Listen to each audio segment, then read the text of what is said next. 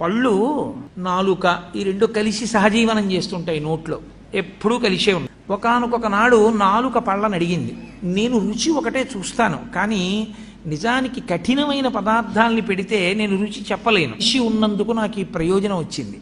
మీకు నేను ఏదైనా ఉపకారం చేద్దాం అనుకుంటున్నాను, కాబట్టి మీకు నేనేం ఉపకారం చెయ్యగలను చెప్పండి. మీరు 32 మంది, నేను ఒక్కదాన్ని. 32 మంది కలిసి నాకు ఒకదానికే ఉపకారం చేస్తున్నారు ఇన్నాళ్ళ నుంచి.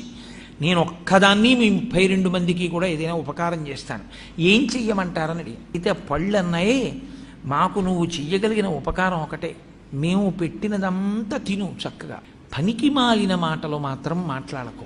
ఎందుకంటే నువ్వు పనికి మాలిన మాటలు మాట్లాడడం వల్ల ఊళ్ళో వాళ్ళు అంటున్నారు నీ పళ్ళు రాలగొడతానంటున్నారు. మేం చేసిన తప్పే, మాట్లాడింది నువ్వా, రాలవలసింది మేమా? సత్సంగం లేకపోతే వచ్చేటటువంటి